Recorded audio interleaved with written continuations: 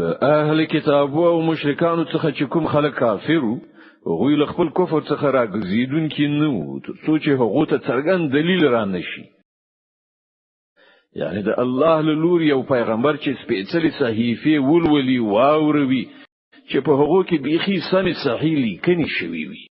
کوم په خوانیو خلکو ته چې کتاب ورکړ شوی وو په هغه کې بلتون رانغه مګر ورسته له هغه چې هغه ته د سمې لارې څرګند بیان راغی او هغه ته پرته له دې بل هیڅ حکم نو ورکړی شوی چې د الله بندگی وکړي. خپل دین د هغه لپاره په خالص ګرځولو بيخي په یو لار لوري شي او المنځ قائم کړي او زکات ورکړي. همدا ډیر زیات سم صحیح دین ده.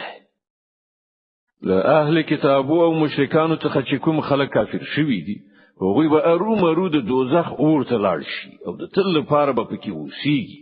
دا خلک تر ټولو مخلوقاتو ډیر بد دي. کوم خلکو چې ایمان راوړی او کوم چې ښه عملونه کړی دي هغوی پر اختیار سره تر ټولو مخلوقاتو ډیر غوره دي. د هغه بدله د هغو د پروردگار په وړاندې په همیشنیو جنتونو کې اوسېدل دي چې د هغو لاندې به ویالې بهیږي. په هغو کې به د تل لپاره ژوند کوي. الله تعالی له هغو نه راضي شوی او هغوی له الله نه راضي شوي دي. دا ټول د هغه چا لپاره دي چې هغه خپل پروردگار نه ویره کړي.